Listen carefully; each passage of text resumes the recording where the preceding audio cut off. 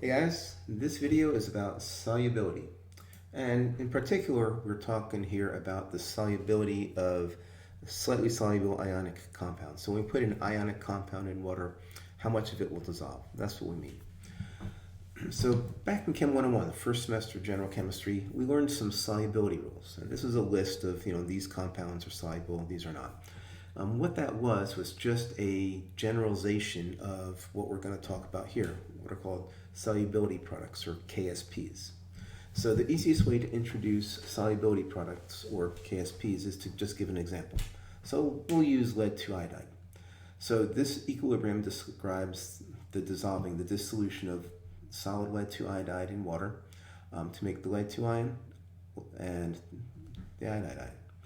The equilibrium expression, now we already knew this. This is an equilibrium, a heterogeneous equilibrium, so solid does not appear. The equilibrium expression K will just be the concentration of lead 2 times the concentration of iodide squared. Well, we call that K just has a special name, KSP, or solubility product. That's where this comes from. It's exactly the same. It's just more solubility, right?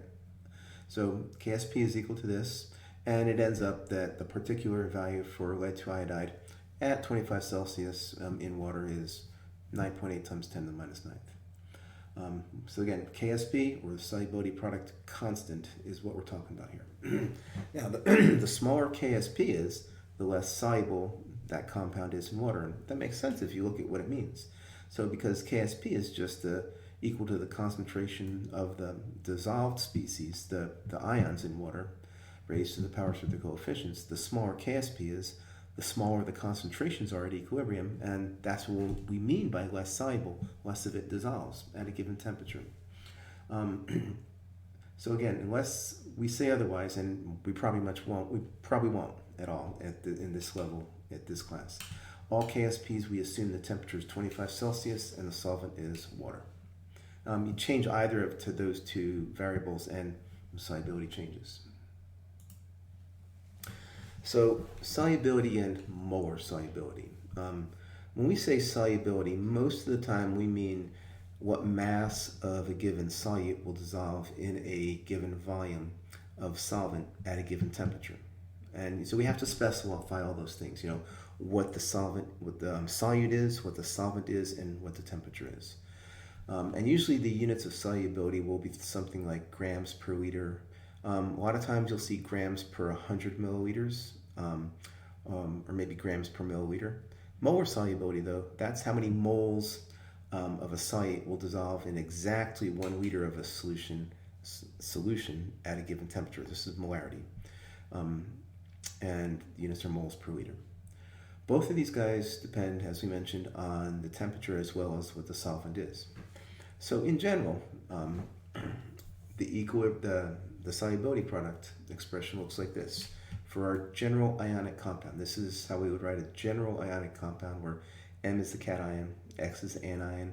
The subscript P is how many of the cation there are and in one formula unit, and Q is how many of the anion there are in one formula unit. And N would be the positive charge on the cation, Z would be the negative charge on the anion. And so that means the KSP in general looks just like this. Concentration of M, the cation, to the pth power, concentration of N, with the negative Z charge, to the qth power.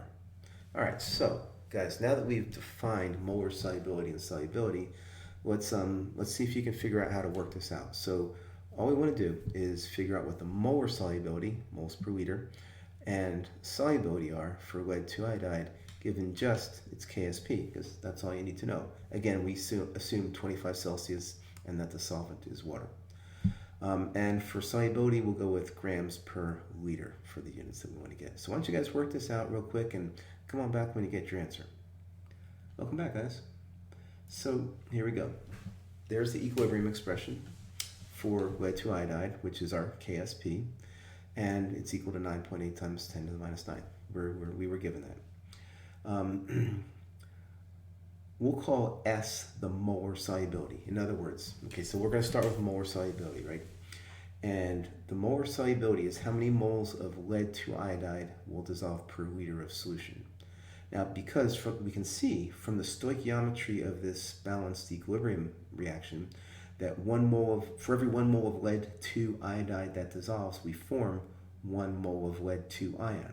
That means the concentration, the moles per liter of lead-2 ion, at equilibrium is equal to the solubility of lead-2 iodide. And so we'll call that S. Likewise, because for every 1 lead-2 iodide that dissolves, we form 2 moles of iodide, the concentration of iodide at equilibrium will be twice the solubility of the lead-2. One of these makes 2 of these, or 1 mole of this makes 2 moles of this. So we'll call that 2S. Now all we do is plug this into our solubility product expression, and we get Ksp is equal to concentration of lead-2, which is S, times the concentration of iodide, which is 2S, squared. Note the parentheses, and when we multiply this out, this gives us 4S cubed. We know what Ksp is. It's 9.8 times 10 to the minus 9th. So set 9.8 times 10 to the minus 9th equal to 4S cubed. Divide by 4, take the cube root, and we have our molar solubility. 0.0013 moles of lead-2 iodide will dissolve per liter of solution, again, at 25 Celsius in water. So there we go. We have our molar solubility. Let's get the solubility. So this is what we know so far up top here. The equilibrium, Ksp, and the solubility. All we have to do to get the solubility in grams per liter is convert the moles of lead-2 iodide in its molar solubility to grams using the molar mass. So we know this many moles of lead-2 iodide will dissolve per liter of solution.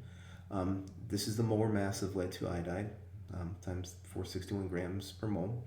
Moles cancel, and we get 0.621 or so grams of lead-2 iodide will dissolve per liter of solution.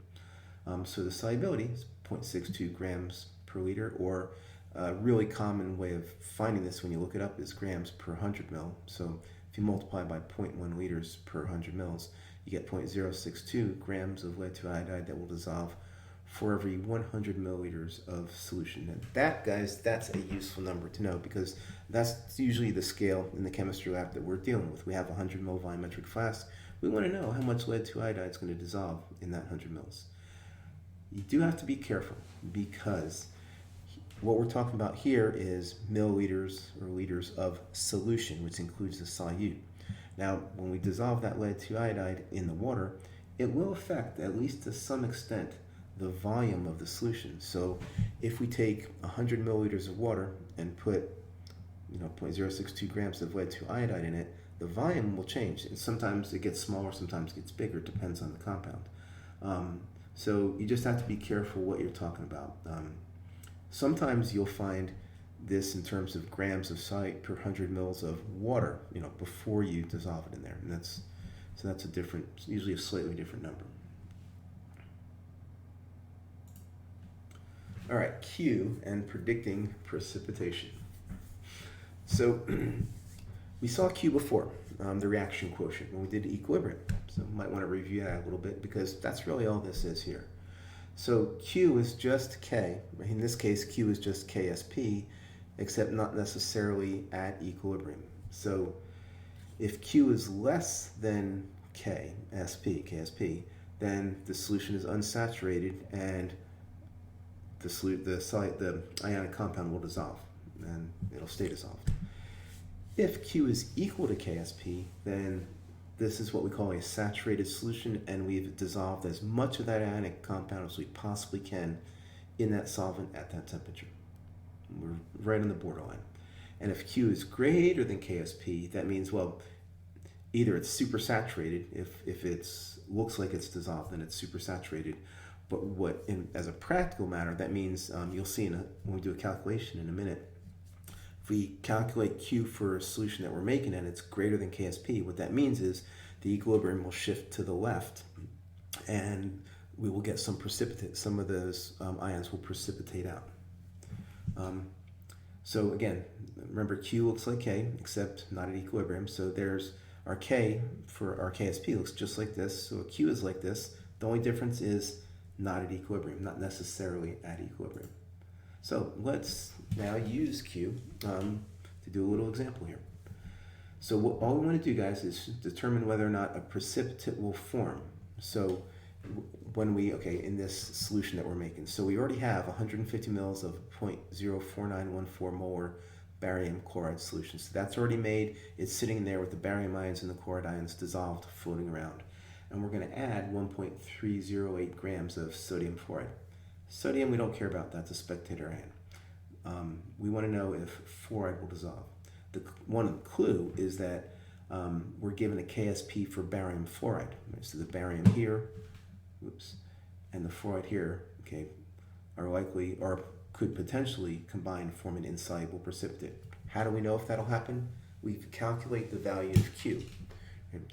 If Q is greater than Ksp, then a precipitate will form. If it's less than Ksp, it will not. And if it's equal to Ksp, then we're saturated and it's right on the border. So why don't you guys work this out real quick and come on back when you get your answer. Welcome back, guys. All right, so let's look at this. So there's our equilibrium, there's our Q. And in particular, for barium fluoride, which is what's going on here, it looks like this. Ksp will be this concentration of barium times the concentration of fluoride squared, which is equal to, we were given the Ksp 1.84 times 10 to the minus 7th. So remember, the picture here is we're starting with a solution that already has the barium ion in it from the barium chloride, 0.04914 molar. And we're dumping some fluoride ion in the form of sodium fluoride. And we want to basically just calculate Q and see if something will precipitate. So we find the moles of sodium fluoride by dissolving the mass by the molar mass and get this many moles. And so the concentration, the molarity of fluoride initially will be the moles over liters is 150 mils, so 0.1500 liters. And we get this molarity.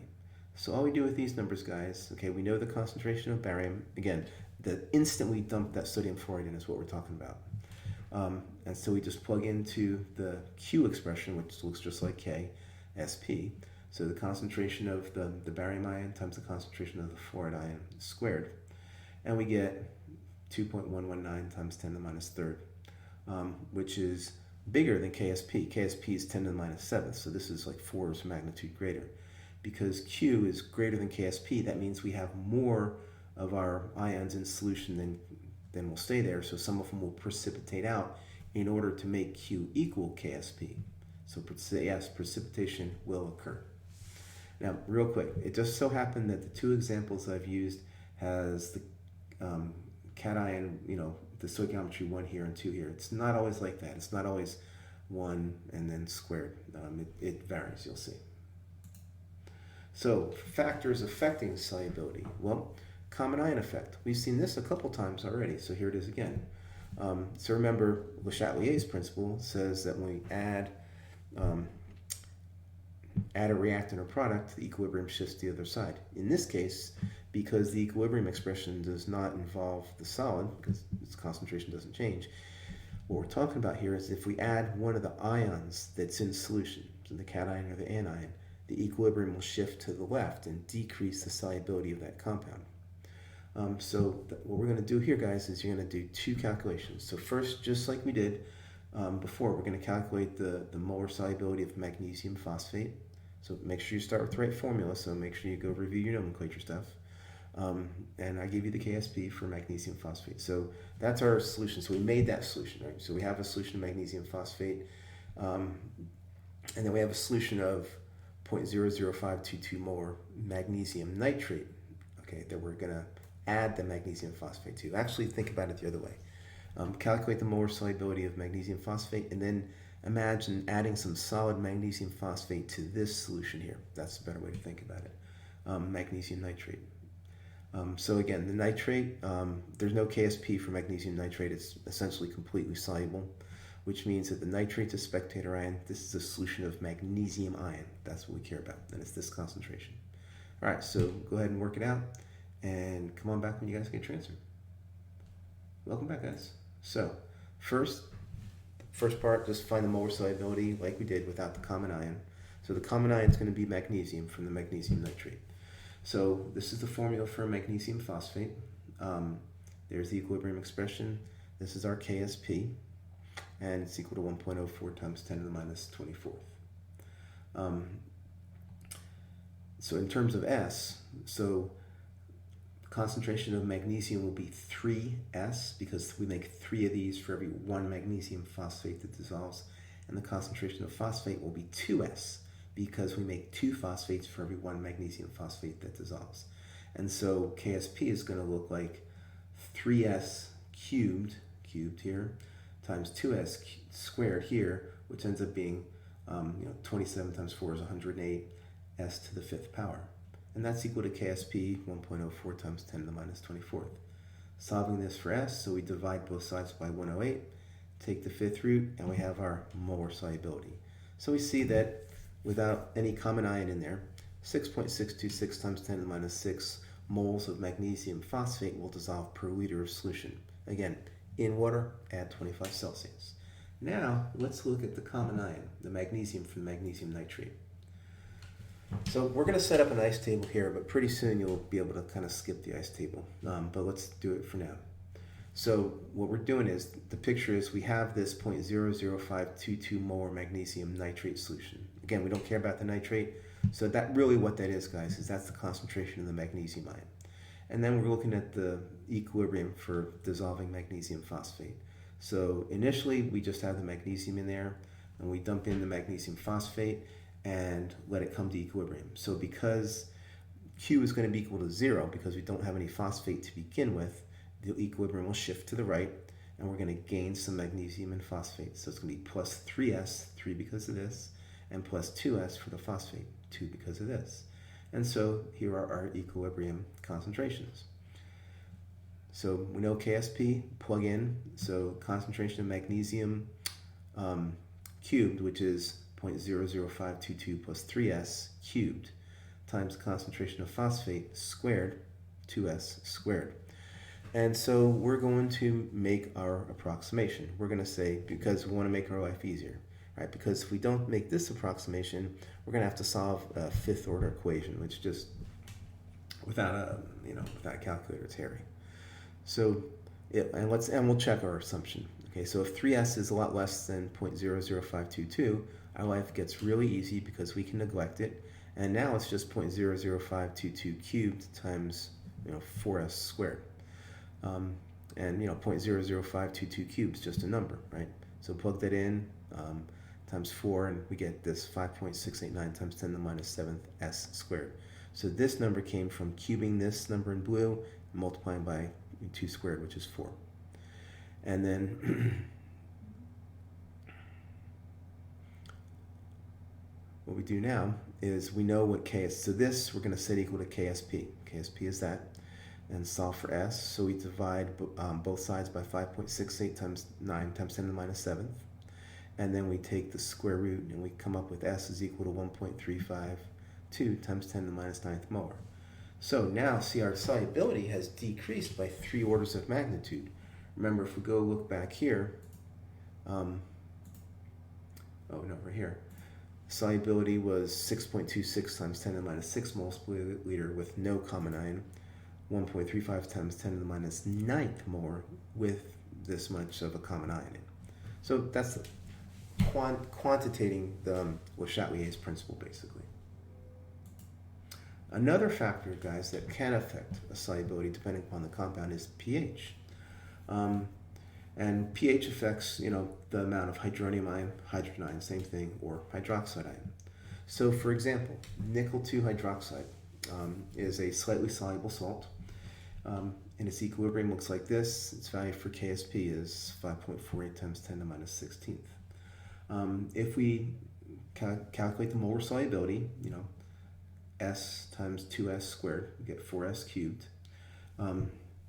equal to Ksp, divide by 4, take the cube root, we get S. We see that it's 5.155 times 10 to the minus 6 molar. Now, one of the things that S is equal to is it's half of the concentration of hydroxide, or concentration of hydroxide at equilibrium is 2S. Well, that means that 2S, so 2 times this number is the concentration of hydroxide, which means, okay, we can get from there, I didn't show all the steps, you guys can do this by now. We can get the POH, negative log base 10 of this number, and then pH by 14 minus the POH, and it ends up the pH is 9.01 in saturated solution of nickel 2 hydroxide. which means that, okay, so here's how the pH will affect the solubility. Any pH that's higher than 9.01 means the concentration of hydroxide is greater than 1.03 times 10 to the minus fifth, which means we're adding excess hydroxide. The equilibrium will shift to the left and we will decrease the solubility. Q will be greater than Ksp. So that's kind of, all that comes down to, if you realize what's going on here, you just have to look at the pH. pH is greater than 9.01, will decrease the solubility of nickel 2 hydroxide. On the other hand, if we adjust the pH of this solution so that the pH is less than 9.01, more acidic, the solubility of nickel 2 hydroxide will increase, sometimes dramatically, because when we lower the pH, we're adding more hydrogen ion, which means we're taking hydroxide ion away by this reaction right here. Hydrogen ion plus hydroxide making water. And this, it's an equilibrium, but it's not it's shifted far to the right, right? This Kw is 1 times 10 to the minus 14th, right? So that's why the arrows are not equal size. But what happens is hydrogen ion removes some hydroxide, which means now Q is less than Ksp, equilibrium shifts to the right, we increase the solubility of the nickel 2 hydroxide. So we'll get more nickel 2 in solution at a lower pH. So that's pH. And another way that pH can affect the solubility is if we have the salt of a weak base. So what I mean by that is if the anion that's in the slightly soluble ionic compound, if it's the conjugate base of a weak acid. For example, calcium fluoride, the fluoride ion is the anion, it's the conjugate base of hydrofluoric acid. So when that's the case, pH will also affect the solubility of the salt. So for example, if we have an acidic solution, the protons, the excess protons, will react with the fluoride ion and form hydrofluoric acid. And again, so what that does is that removes some of the product, shifts the equilibrium to the right, increases the solubility. On the other hand, if the solution is basic, the opposite happens. We decrease the solubility, because what the fluoride ion does, once we dissolve the calcium fluoride in water, the fluoride ion does the things that a weak base does, and that is it reacts with the water in an equilibrium with the conjugate acid and hydroxide.